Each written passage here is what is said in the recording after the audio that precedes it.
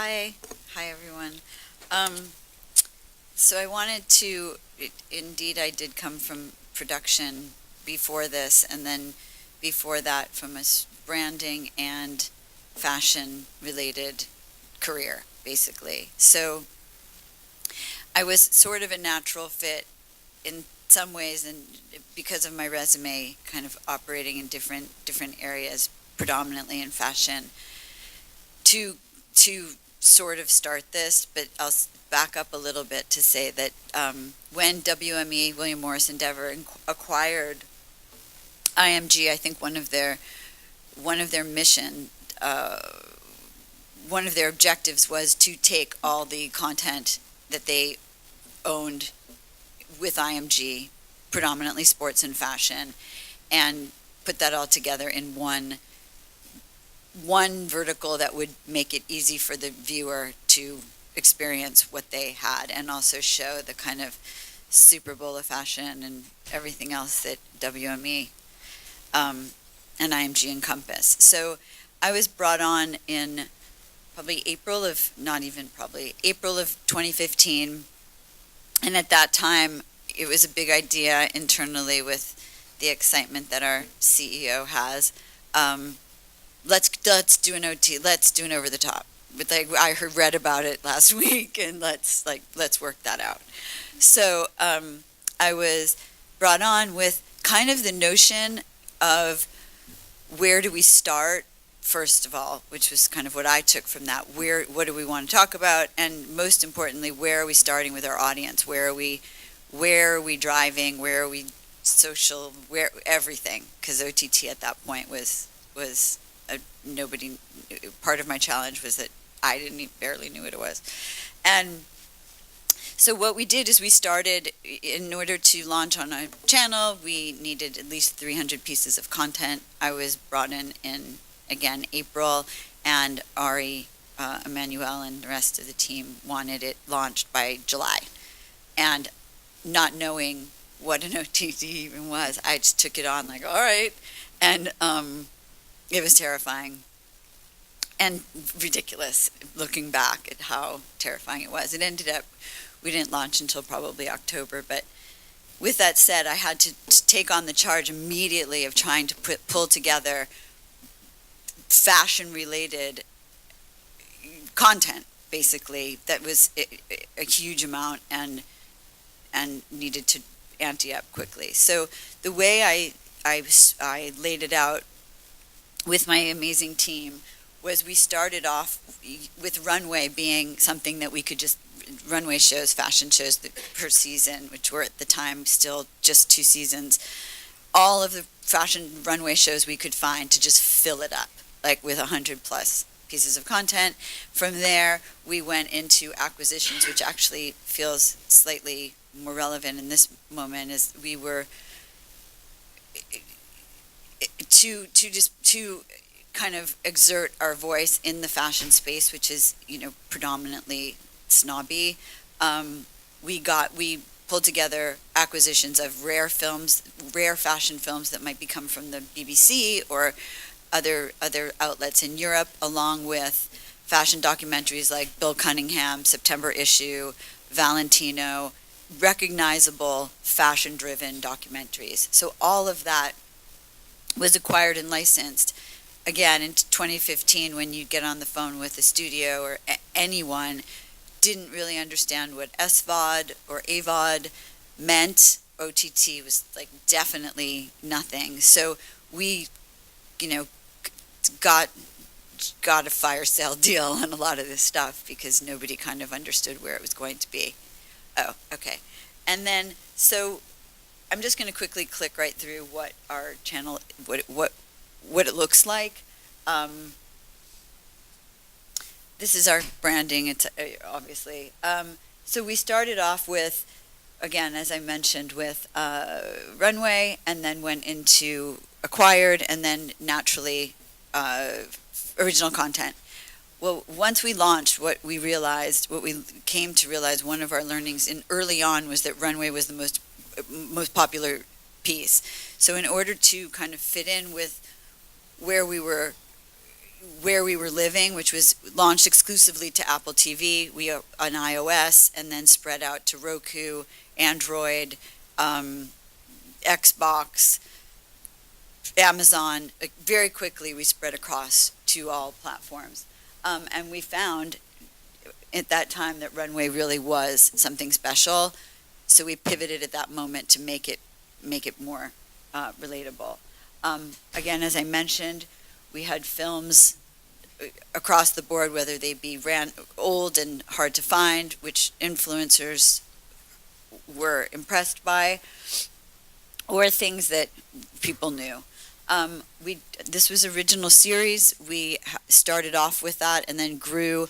As we grew, more original series came from that. Again, Runway. I'm going to just stop to talk about what the challenges were opening. When we started, because the fashion industry is so fickle and so reticent for any kind of change. I mean, we can look at it from our heritage publications, from Condé Nast to Hearst to anything that started off with print, and that is, from the beginning, a huge part of our audience.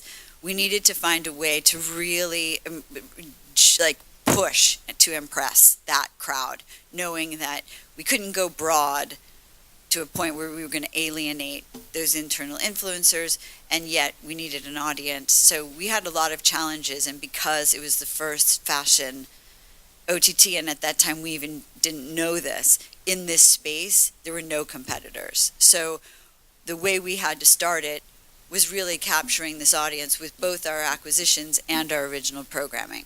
So from there, in year 2, we created a better user experience when we started working much closer with Cisco and Uala to put us into a place where for fashion we could have a beautiful vertical.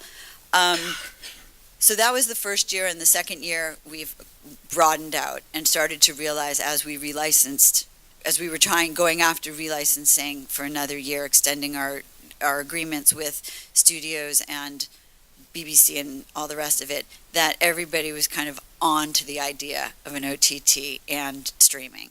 So, and I have heard this across the board with Disney obviously being the latest example, but from Criterion Films or other people that have spent, a large portion of their libraries licensing, we kind of came up against, no, what do we do now? Because this is not cost effective. We're not monetizing properly on licensed material. Really, we need it to be original. So from there, we pivoted into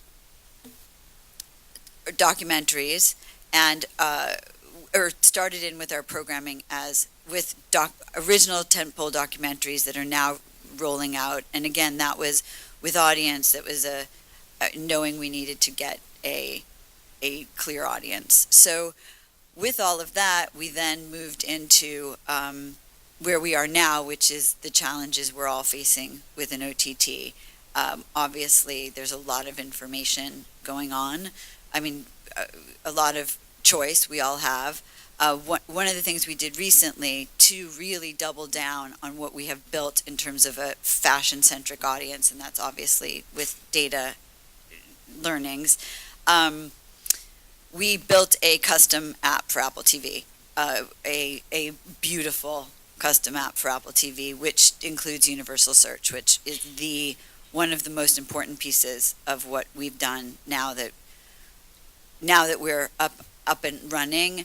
Not only has Apple, they're of course standing behind us because really promoting us in a huge way with their iOS, with our connected TV app on music, same with Roku. We realize there is no one there yet with the fashion space. So one of our challenges right now is to figure out how to obviously monetize with the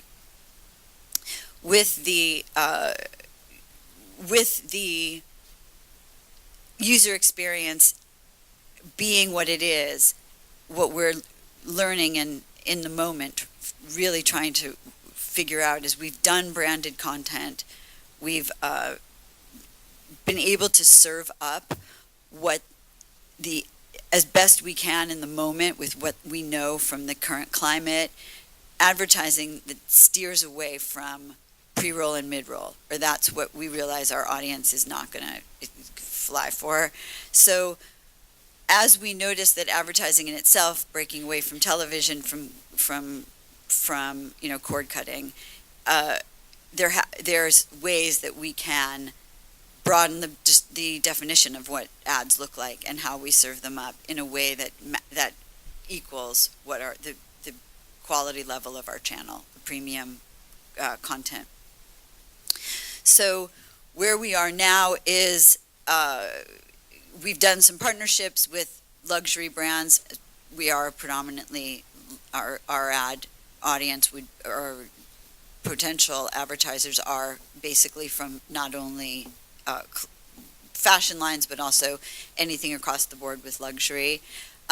Something that we found to be quite difficult is pulling people into the OTT space, figuring out how to monetize while we're creating our presentation, presenting and getting ads. So what's been interesting is because the fashion industry is so reticent and they really do consider themselves the agency of what's happening, to be able to go individually instead of just throwing out a ad that would be 30 seconds across the board for regular TV.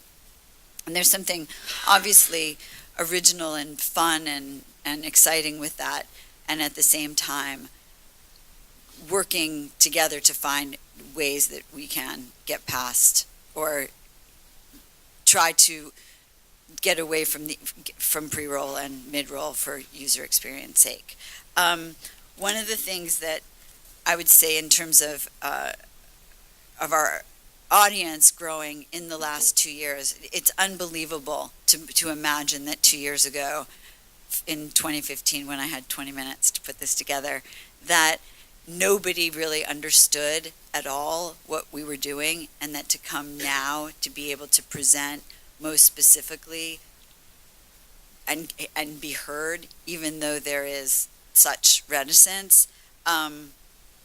We have in the last 4 months taken a hike in our audience, and I think it's not an accident that people like Disney are pulling their content and starting their verticals, and we can see from the phone and from connected TV. One of the things that's been undoubtedly prominent is that we have, when we first started and we were trying to figure out how to drive an audience somewhere, we almost didn't even know where to drive them. And now, because getting people to download apps was next to impossible, I mean, it still is very challenging. Most of our audience is on Facebook, and then our Instagram is growing as we grow into their infrastructure. What is incredible about that is now you see apps. I mean, all of us download apps like it's, drinking a glass of juice. And that's been really helpful. What's been fantastic in where we are right now from 2015 to now the middle of 2017, we're pivoting as we go. And so when we realized something, as an example with Runway, when we realized that was something that, unbeknownst to us, the user was really attached to, we suddenly made it one of our primary pieces of programming. And that's and built an infrastructure to support that. And that is one of the pieces of OTT that I've personally even been wowed by, is how we can, as we're all learning, pivot as we go with audience build. Our team has really doubled down on that. Programming, how we can just quickly pivot, because we are so specifically driven in, or so specifically addressing fashion, and our content remains kind of really true to that piece, while also broadening out into more commercial areas. Excuse me. What else I can probably talk about is the monetization piece, and I mean, obviously that comes from, thank you, that is learning right now, as I was speaking about pivoting, is how data is the key word in our lives, and clean data even more so. So we have been, all of us together, really diving into that piece to, again, secure a clean audience, and build our numbers. So ultimately, I think where I would wrap up by saying is it's been an experience, and what's amazing about it and also incredibly terrifying is learning as we go. And I mean, the even just panels like this or conversations like this on OTT, to see so many of them now in the world is so exciting, and also a relief, and then also, and a, most importantly, a forum where we can kind of understand what's next and how we can better serve up programming and advertising and pull it all together into one, premium package across all platforms. I'm going to end there, if that's okay. Great.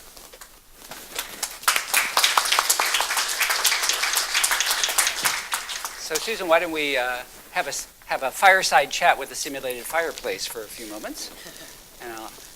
Your presentation was fascinating, and as a veteran of Condé Nast and a lot of the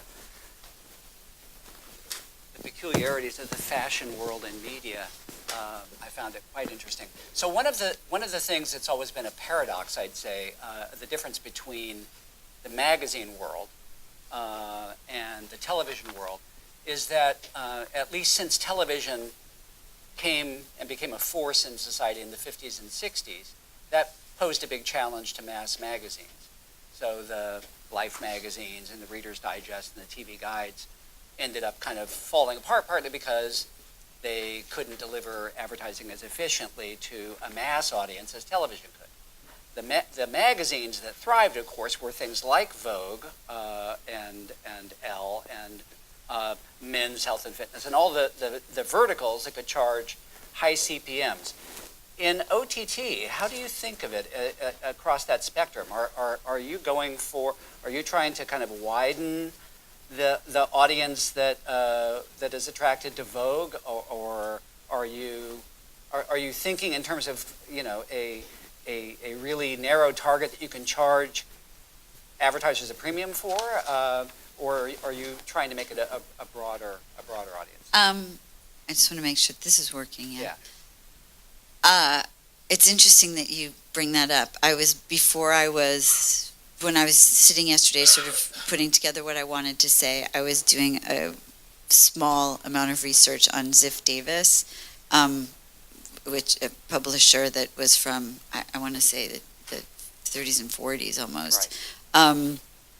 Who really kind of looked at it and said, here we are with this broad, almost too broad of publications, and cut it right down to fishing or mountain climbing, Right. or, really the equivalent of a vertical, although I'm at that point, obviously wouldn't have used that terminology. I think with where we are now with the mass amounts of content, to answer your question really specifically, is I would say we are really fashion. Our vertical is definitely pushing toward that audience. However, I think with our original programming and our original content, and almost even our acquisitions, we acquire films that I almost want to say fashion adjacent, which is an odd term, but it's like the suburbs of fashion, where we have films that we feature, like Godard films, that are obviously an influence, what came to influence where we are now in the pages of Vogue, along with arts and culture and aspects that are adjacent to fashion. And if you do a deep dive or even a short dive into the app, and I'm totally making a play for download the app, it's free. You can see that we establishing our voice, as I was trying to point point out is establishing our voice from the very beginning, starting so narrow. What I meant by that is really honing in on exactly who we want to be speaking to and who's going to influence Right. the rest of the trickle down, the halo effect, And then what we'll we get want some to of call the it. attention of the snooty. Exactly. Who then will, spread out. So broadening, when I use the phrase broadening, I mean, it's something that I could use as an example is if we had Gigi Hadid on the channel, who everybody here, I'm sure, or if you don't, it's totally okay, and I would get that too. She's just in our orbit pretty consistently with 35 million followers. Like that kind of programming, of course, serves us very well. So when I say broadening, it almost means creeping into the commercial aspect of the fashion industry while maintaining this level of, premium, I don't even want to say exclusive, like premium, beautiful, smart content. It looks beautiful. It looks great. Now, let me ask a bit about the advertising conundrum, the riddle of, you know that the audience doesn't like pre-roll and mid-roll. You got to roll it somewhere. And so some of the advantage that you would have is that the ads can be as beautiful as the content. That's the secret of advertising in a magazine like Vogue, is that to those readers, the ads are a benefit. It's not an interruption. The So- editorial. Yeah, I mean, this has come up in a lot of research, and it's kind of unique among media in that regard. Does that mean that you're going to be cultivating or working with your advertisers to make it almost seamless so that someone doesn't really know, it's more like native advertising? A couple great examples of that. One, I would say, of the projects I'm most proud of, advertising-wise, is Maybelline is a client of ours from the get-go, from early days, bless them, for signing up for us. One of the most successful campaigns we did was with an incredible, talented filmmaker who we went in and really, I want to say, begged to remove product from a, quote-unquote traditional commercial. So what we had is using their theme, New York Minute, having just straight stories of influencers, of people with a social following and musician, and then separately as kind of ancillary content, go to town on the how-tos. So we had balancing together. So when you were to turn on and see pre-roll, you didn't realize it was pre-roll. I mean, that's an example of, part naivete, and then also, trying to navigate pre-roll. When I say I'm against it, it's purely because when you're building an audience, the bounce rate is pretty huge. So it doesn't come from I don't want a commercial, because we're all here, we have to, of course, embrace that. It is more of just figuring out how can we, when we are able to in this day, create a platform that's, not NBC or ABC, like something that's so specifically, to your point, driven into a specific audience with a specific vertical. How can we serve up ads that feel the same way, that just feel fluid, like Right. what you were saying about Condé Nast, Right, or right. Any publication. Now, your account of the startup was quite interesting as well, where you took your capital and part of what you used it for was licensing movies on the assumption that would be content that your audience would want, and then you found out that they really actually liked runway stuff, and they liked the sort of original content a lot more. So that sounds as though you had an early mover advantage, both in terms of discovering what the audience wanted, but also, I mean, if you are creating more original content that you own the rights to, can you repurpose that at all? Can that be resold in other markets or in other windows or in other ways that people monetize content that they own rather than license? Two two-part answer to that. Yeah. One is the acquisitions do well. I mean, it's recognizable, Bill Cunningham. Sure. Where I was saying that they were, what I meant by that they fell off is they become cost prohibitive. And to your point, we don't own them. Right. And coming from, the WME-IMG umbrella, like that's the devil. We don't own this. We can't repurpose it, etc. So that was one of the big learnings was, obviously understanding the business side of it along with the pace, the trajectory of an OTT. It started to just not make sense. We will still and always have them. The point that with Runway, and I know I kind of drove it home, which was really more to address the point of we had no idea. And Runway to me was absolutely filler. Like, we'll just fill this up to get on Apple TV or to get on Roku and be robust. And then, lo and behold, it became, a curated, beautiful experience. So we had to catch up with our design to meet that audience goal. So That's great. does that answer? Yes, it does. And I think we're just about out of time, which is a shame because I could go on for an hour with questions. It's quite fascinating. Thank you. Thank you very much.